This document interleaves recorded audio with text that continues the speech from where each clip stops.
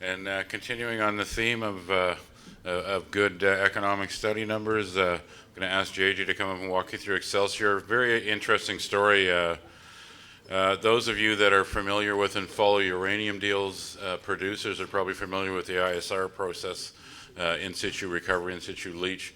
It does get used in rare instances for copper. It has to be the right conditions, but if you do have the right conditions, which Excelsior appears to have, the economics are fabulous. And this is another deal where a guy's going to be showing you a set of numbers that are hugely in excess of the current market value. And it's another one of these companies I think is going to get more love as it pushes things forward. Take it away, JJ. Thank you. So, of the 5 newsletter writers and gurus who are hosting the event today, I think 4 of them, I know 4 of them are covering Excelsior Mining. There's only one holdout, it's John Kaiser. So I'm going to make him the same offer I'm going to make all of you. And that's, if anything interests you from what I'm saying here today, please come out, see us at the booth. There is a break right after I'm done speaking. So come out, even if you hate what I'm saying, come out and say hello, because I think what we've learned over the last 4 years is that you can never do too much due diligence. And I really can't give justice to this story in 10 minutes. We received a major endorsement last year by way of a private equity firm called Greenstone Resources. And Greenstone Resources is a combination of JP Morgan and ex-Xstrata mining executives, smart money. Now, Eric just said that you are all smart money too, so you'll understand what I'm talking about. They made a $10 million investment into Excelsior Mining, and they did so after a very lengthy, very expensive, very costly double colonoscopy due diligence program. And at the end of it, they said, yeah, this is the best project we've seen, and they made the investment. But it took them nearly 6 months. So if it took Greenstone nearly half a year to be convinced that it was the best project on the TSX venture, what kind of a miracle worker will I be if I can convince all of you of the same thing in the next 10 minutes? And now I only have 9 minutes. So I know that you're here today because you're looking for good projects. I see in the audience my original mentor. He's hiding back there. And so I'll tell a story. I've told this story before. So when I first started in this industry, my first day on the job, the guy I'm working with, he says, you know, there's only one way to make your stock price go up. There's only one way to make sure it can happen. I'm like, well, what is that? Make sure you work for a good company. And Gwen gave some ticks to show what a good company needs. For a development company like the one we're going to talk about here, I think it comes down to 3 key things: permitting, costs, and management. Those are the pillars. If you've been burned in this space, and I know all of you have, it likely because one of those things failed. So as we go through this presentation, I'm going to try to show how Excelsior differentiates itself and how we do things a little differently.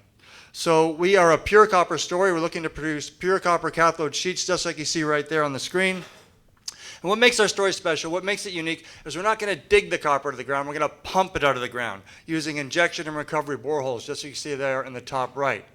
It's the exact same technology that you see in the uranium space. It's called in situ recovery. And because we can mine our deposit this way, we anticipate that our operating costs will be industry leading. We're looking to be one of the lowest cost producers of copper in the United States. That's the backbone of our story. We're in Arizona. Arizona is the only place in the world that we've seen these kind of deposits. There's a unique geology there that makes it possible. There's been a number of mines that have existed in the past. They've been mined out. Today there's only 2 big ones left, and we've got one of them. CapEx costs are about half compared to a conventional mine, and for us it's even better because most of the infrastructure already exists on site. Road, rail, power, it's already all there. And you see an example in the bottom right. That's the Union Pacific Railway. It runs right through our project. And what you don't see in that picture is the key to our permitting story. You don't see any houses. There's very few people around, and that's why we're anticipating a smooth permitting process. We're in Arizona. It's a big deposit, 3.6 billion pounds in the reserve today, more than enough metal now for a 20-year mine life and beyond. I'm not going to go into the mechanics of in situ recovery. If you come by the booth after, I'm happy to go through that. I'll just say, A, it works, and it's not new. Everything I'm talking about here is off-the-shelf technology. We're not reinventing the wheel in any way. That's what the project looks like. You're all invited to come down for a site visit. It's very accessible. No one lives within 3 miles of this project. There is no community of any significant size nearby, and that is the key to our permitting story. That's our trump card, because 9 times out of 10, when a project gets held up in the permitting process, it's because of community pushback. And no matter what you may hear, there is no community out there that unanimously wants a mine near their house. It's far better to be in a remote area like this one. We're not in any competition with anyone for water. There are no water wells in the area. We cannot contaminate anyone's water. It's not possible. We've done biodiversity studies. There's no fancy bats, no fancy cacti on the project. We've done anthropology studies. There's no native burial sites on the property. All of these things that I'm listing right now are issues which are holding up other projects in the United States and specifically in Arizona. But none of these issues, and I can list another dozen, will ever have an opportunity to slow down Excelsior. And I'll give you one really quick example. There's a project in Arizona, it's high profile, fantastic asset, but it's got a jaguar living nearby. And the presence of that cat and the habitat for that cat is going to slow down the permitting process for that project, because the regulators have to look at it, and the community is going to make sure the regulators look at it. You skip over to our project. If every single one of you in this room were to go out and rob a zoo, come down to our project with every exotic species that ever existed on Noah's Ark and let them all run around free on our project, the regulators are going to say, it's not an issue here because this property, Excelsior's property, is not conducive to endangered species. When it comes to permitting, and I bet you, I haven't heard everyone's presentation today, I bet you I'm the one that spoke about permitting the most, and I think it's the most important issue on the table for any mining company. When it comes to permitting, location is the key, and we believe we've got an ideal location, and as a final piece of proof, right beside our project, contiguous to the property, is an operating copper mine. So that's a bit on permitting. So I'm going to move on to costs. These are the results of our pre-feasibility study, came out about a year and a half ago.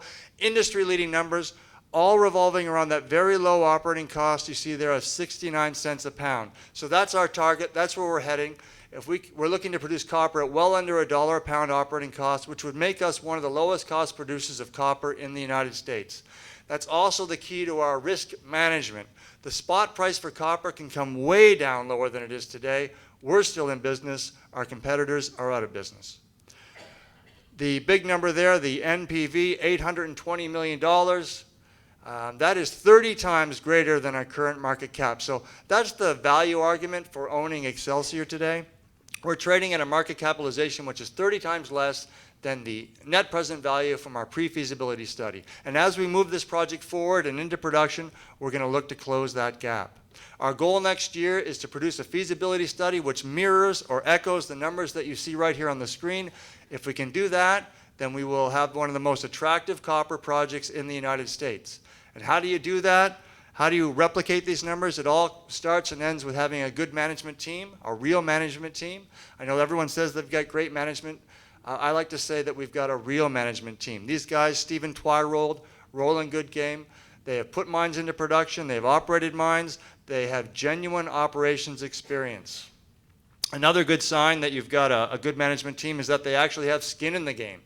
You can't say that your interests are aligned with the shareholders unless you've got shares yourself. The management group here has over 10% of Excelsior common, which has been trading, as you see, for the better part of a year between 20 and 25 cents, which leads me really to my last point, which is if you're coming to Excelsior Mine, if this is the first time you've heard of Excelsior, your timing is fantastic, because we're about a month away from releasing all of the results from our feasibility work programs, all the hydrology, all the metallurgy, all the resource upgrade itself. It's all going to come out here end of June, early July at the latest. And then what you'll be able to do is you'll be able to take those numbers, take all that data, compare it to the pre-feasibility numbers, those numbers I just showed you, and maybe with the help of the newsletter writers, maybe even with the help of John Kaiser, you'll be able to make a comparison, and you will be able to see if A, are we being consistent, and are we in fact still on track to becoming one of the lowest cost producers of copper in the United States. So I am out of time. Actually, I've got some time. I don't know how that's possible. That was very impressive. But thank you. I have left off the most dramatic and exciting parts of this presentation, but to hear those, you'll have to come visit me at the booth. Thank you.